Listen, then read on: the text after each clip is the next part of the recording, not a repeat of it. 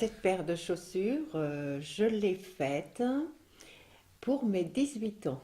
C'est une paire de chaussures en cuir qui est toute doublée. J'ai fait l'assemblage, le collage, le rempliage, la boucle que j'ai rempliée aussi, et tout le reste était monté à Saint-Macaire.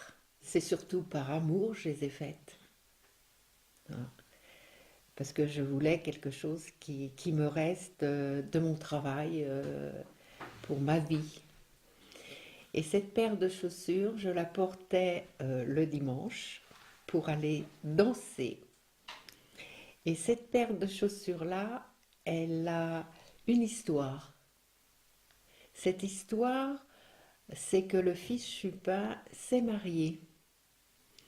Et on était invités à la soirée et on dansait toute la nuit, on a dansé.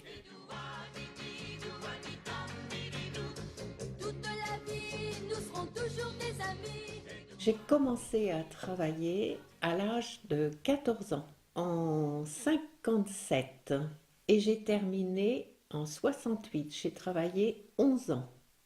Le patron venait chercher les ouvrières pour travailler à la chaussure.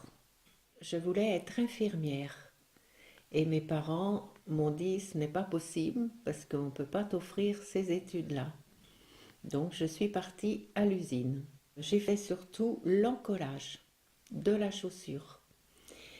Et quand il y avait des postes qui étaient assez pleins, bon, on allait aider aux autres à faire du laçage, des jointures. Donc, on était un peu polyvalent. Il est venu une passion, déjà dès au départ, malgré que je ne voulais pas faire ce métier-là. Mais bon, pour aider les parents et tout ça à survivre, oui, j'aimais ce que je faisais. J'aimais beaucoup encoller les chaussures et les remplier. Et après, il y a eu une machine à remplier.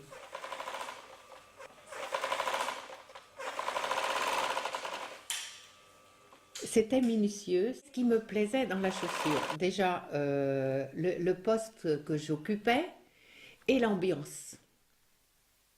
Parce qu'on avait une super ambiance. On s'entendait toutes. Et ça, mes amies que j'ai eues l'autre jour, elles ont la même réflexion que moi. On partait pas au travail à reculons. On partait, on était contente d'aller au travail. Et on avait un patron super. Ta main et prends la mienne, la cloche a sonné, ça signifie là où est à nous que la... On chantait tout en travaillant. Hein. On chantait beaucoup. Hein. Il y en avait une qui sifflait, nous on chantait. Hein. Et très souvent ça se passait quand Monsieur Giraud était parti prendre son petit café. Et quand il revenait, il disait les filles, chantez pas trop fort, on entend de la route. Mais sans plus, il disait rien de plus parce qu'on faisait notre travail.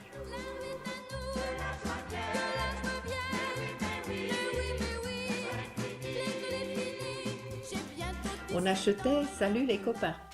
C'était les chansons de Sheila, Donne-moi la main et prends la mienne. Johnny Hallyday, c'était dans notre temps ça.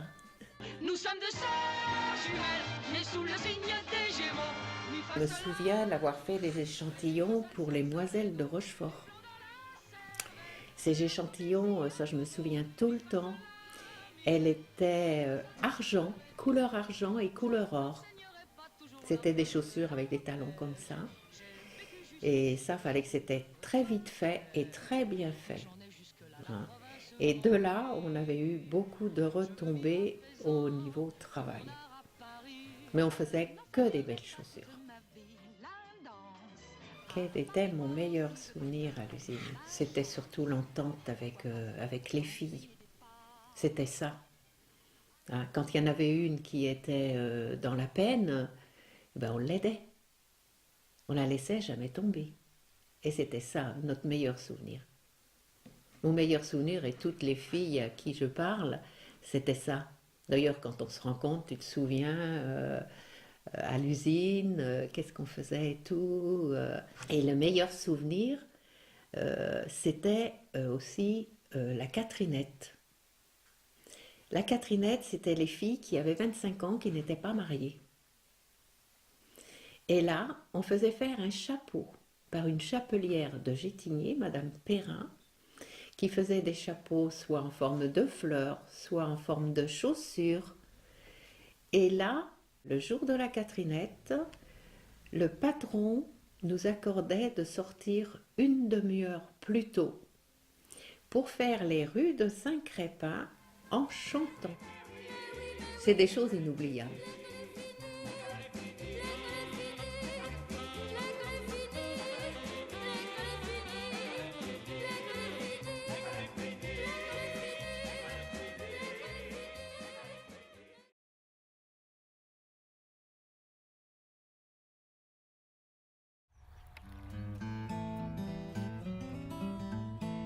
De l'époque, on ne se posait pas la question pour savoir ce qu'on allait faire dans la vie.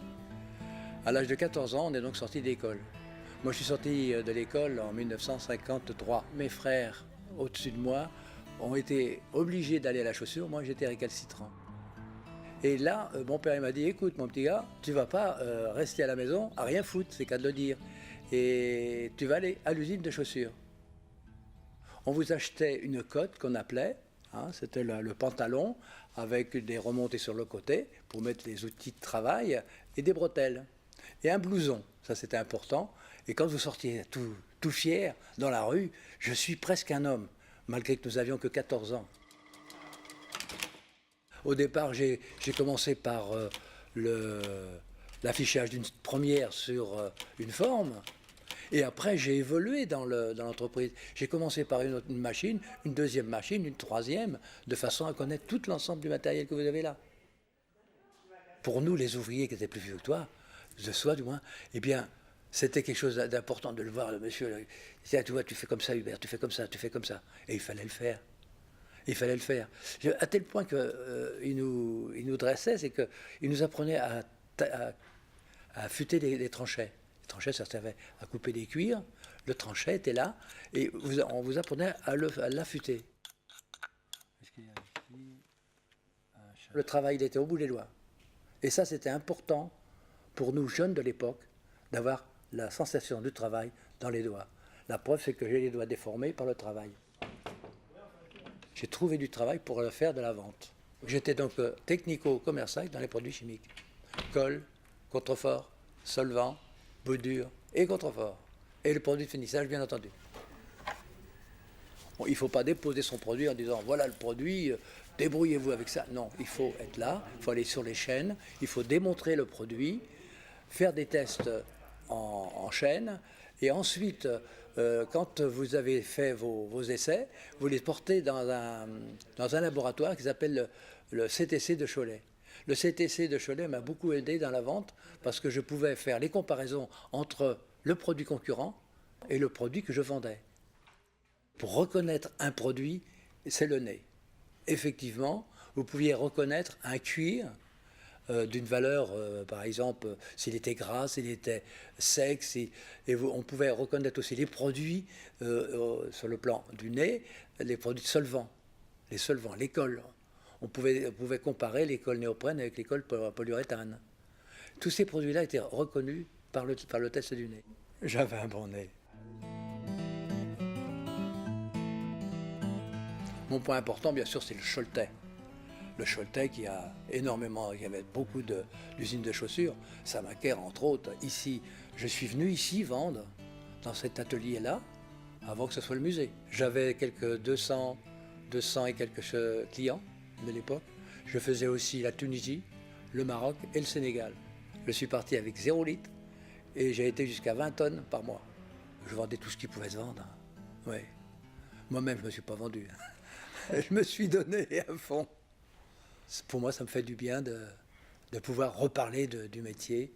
Alors c'est pourquoi aussi je viens ici au musée, pour pouvoir retrouver des anciens collègues qui sont ici et on parle chaussures, parce qu'on sait de quel langage on parle.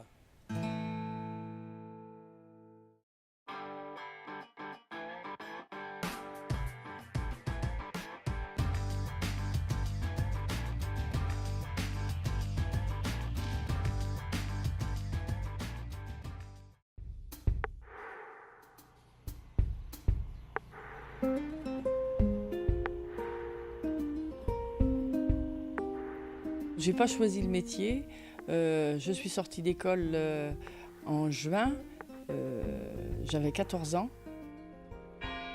J'avais tout juste 14 ans parce que je suis du mois de mai. Et quand je suis arrivée de l'école, il y avait quelqu'un déjà de prêt à nous embaucher dans les usines de chaussures. Parce que les patrons à l'époque allaient chercher les enfants dans les familles. Tous les enfants qui sortaient de l'école, il allait proposer un travail dans les usines de chaussures. À l'époque, il y avait plein de travail. On n'a pas senti le besoin d'aller voir ailleurs parce qu'il n'y avait pas beaucoup de travail ailleurs. Donc on partait pratiquement tous dans la chaussure. J'ai commencé à faire les métiers de préparation de la chaussure, c'est-à-dire après le service de coupe où les gens, les coupeurs commençaient à couper dans le cuir pour faire les formes de chaussures demandées. Nous, on les prenait en charge après pour faire les petits travaux qui correspondaient à former la chaussure petit à petit dans le service. Voilà, en service. Alors, de la préparation piqûre, le patron nous a proposé de faire un stage de piqûre. Sans le savoir, on pouvait passer notre CAP de piqueuse. Et on était piqueuse polyvalente à l'époque, puisqu'on avait fait tous les postes de piqûre. Et notre CAP de piqûre, personne ne nous l'a proposé et on n'avait pas l'assurance que vous avez, vous les jeunes aujourd'hui, parce qu'on devait obéissance à tous les adultes. On n'a pas passé ce CAP, donc le salaire était comme celui qui commençait à faire la même chose que nous, à travailler en usine. Donc on avait ce salaire-là. La chaussure, c'est plein de morceaux qu'il faut assembler, mais assembler en les piquant. Donc on passe d'une machine à une autre, parce que les machines ne font pas toute la même fonction. Alors, par exemple, il y avait une machine, une aiguille pour faire le jointage arrière, le jointage de la chaussure à l'arrière. Et après, il y avait une machine qui écrasait la jointure. Après, on passait au remplissage. Alors, le remplissage, c'est faire le bord de la chaussure. Après, piqûre. Quand la chaussure était toute assemblée, tout était fini, elle était prête à être mise, à partir au montage pour être mise sur une semelle. Et ça, je vous parle de la chaussure, mais c'était par série de 10 paires de chaussures, voire 100 paires de chaussures, plus, et on nous en demandait toujours plus.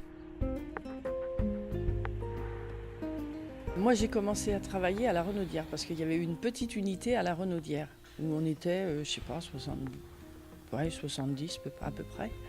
Donc là, c'était une bonne.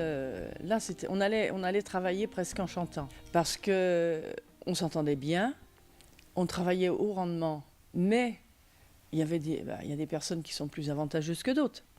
Donc, on avait tellement une complicité entre nous qu'une fille, par exemple, qui était en service piqûre, personnellement, moi j'ai connu ça, et qui avait des problèmes pour faire son rendement dans sa journée. Alors, la voisine, eh bien, elle disait, t'es rendu où dans ton rendement ? Je sais pas, de toute façon, aujourd'hui, j'y arriverai pas, ça va pas du tout, et tout ça. J'ai dit, t'inquiète pas, moi j'ai de l'avance, je te filerai des points ce soir. On avait une complicité comme ça Mais une fois qu'on est parti sur la grande usine de Saint-Macaire-en-Mauges, qu'on s'est tous retrouvés dans la grande usine qu'il y a en sortant de Saint-Macaire, là, cette complicité, on ne l'a plus. Ça a été fini. Parce que c'était Saint-Macaire. Nous, on arrivait d'un petit village rural et on ne connaissait pas beaucoup de gens et on a perdu cette complicité-là. J'ai eu beaucoup de problèmes dans l'entreprise parce que j'ai voulu me battre contre le système qui s'est installé dans l'entreprise. Quand j'ai été licenciée, parce qu'on a été licenciés, la deuxième vague de licenciement, la première vague, ça a été malheureusement justement là où on s'est battu. C'est quand ils avaient embauché, à l'époque, les entreprises devaient embaucher, ils avaient des aides sûrement pour embaucher des cas sociaux. Et quand ces cas sociaux sont partis, ça nous a beaucoup fait mal. Mais je savais ce que je valais. Je me disais, c'est pas grave, si ici je peux pas montrer ce que je sais faire, ce que je suis capable de faire, je le ferai dans une autre, ailleurs. Même si on veut vous démolir, il faut se dire toujours, je sais ce que je vaux et je sais ce que je suis capable de faire.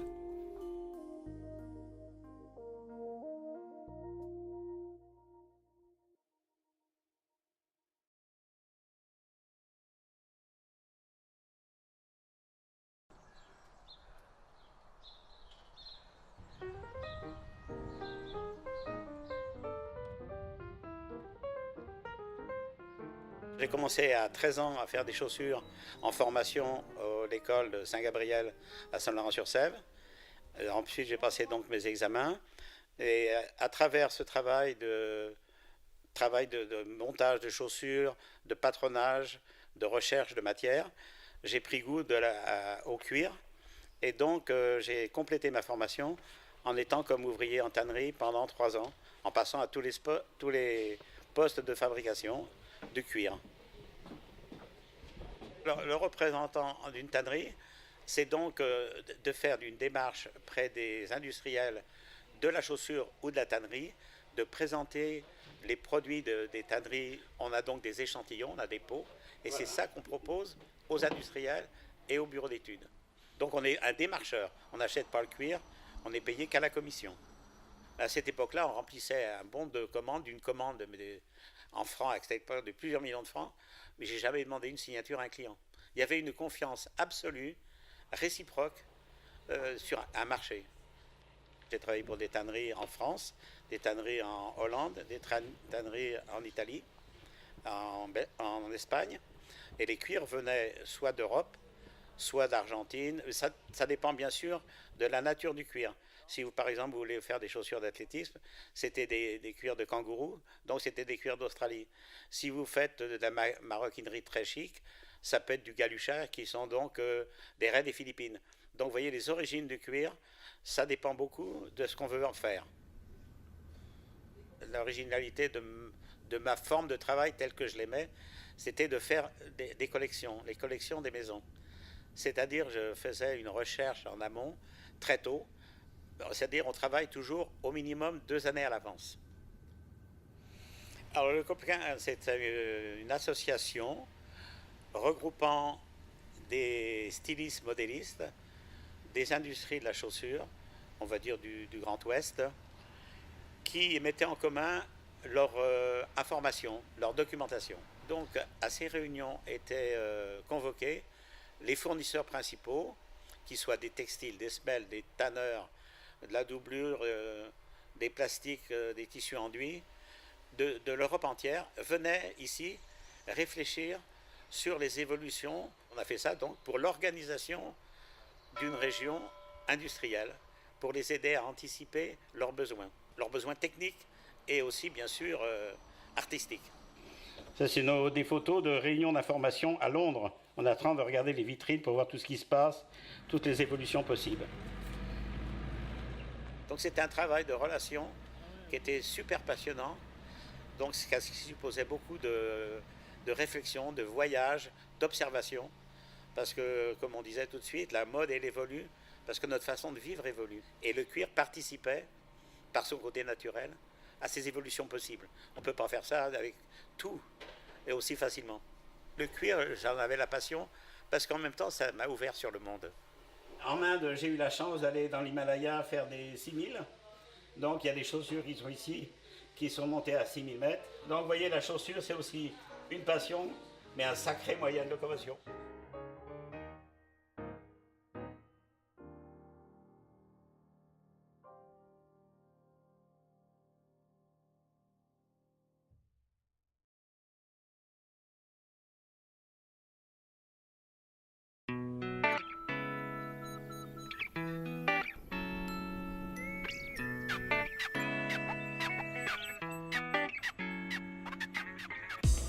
Ah, c'est une longue histoire. J'ai commencé à travailler quand mon père a créé son entreprise en 1964. J'avais 14 ans à l'époque. Et j'ai appris mon métier à la chambre de commerce. J'allais prendre des cours le samedi toute la journée, pendant 3 ans.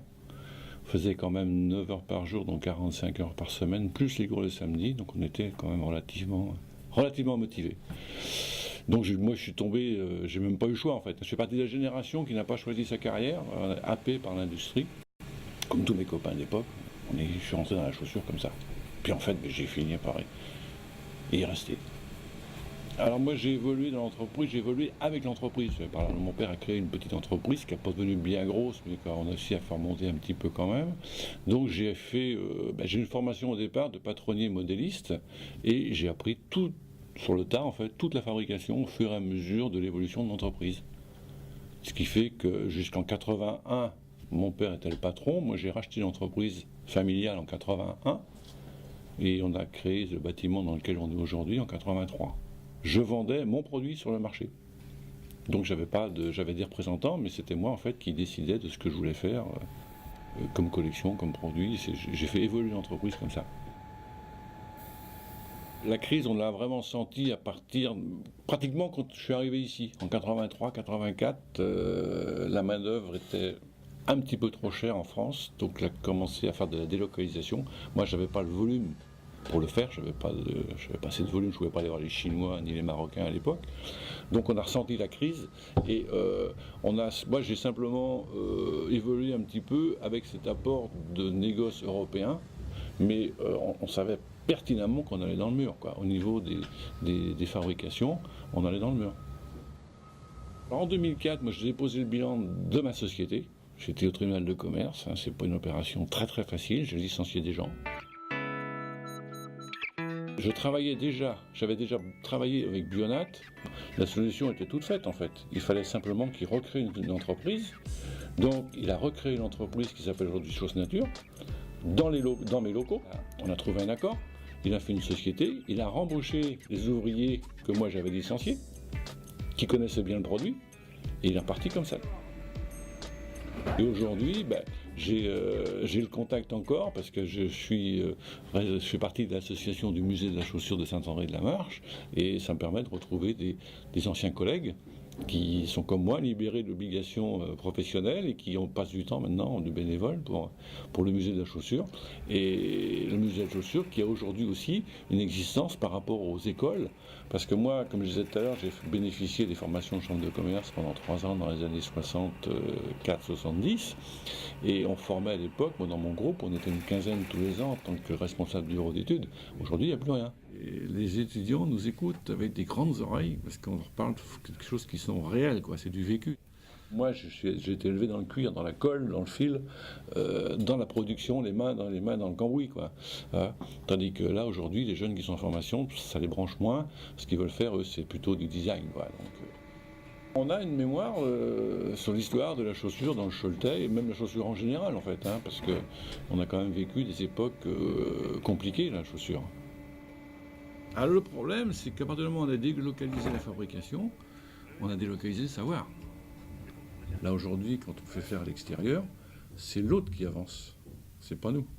L'autre qui fabrique, il avance. Donc petit à petit, on le voit, ils prennent le savoir, ils prennent tout. Et de là aujourd'hui, se dire on va relocaliser, c'est de l'hérésie. On ne peut pas relocaliser. D'une part, on n'a plus le personnel pour, et on n'a plus le savoir. Alors ce qui est un petit peu malheureux, c'est que la chaussure, on l'utilise tous les jours.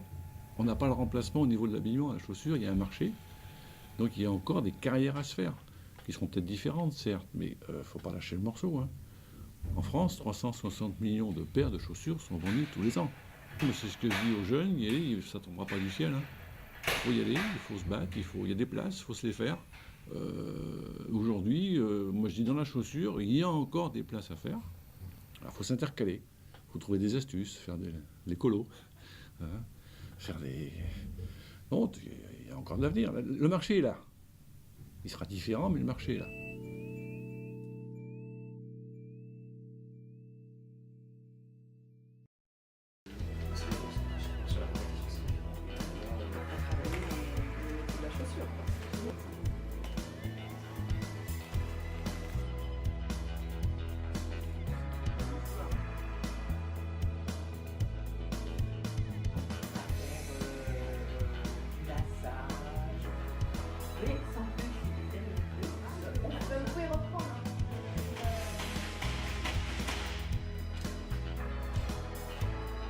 Le machin, il faut le prendre derrière.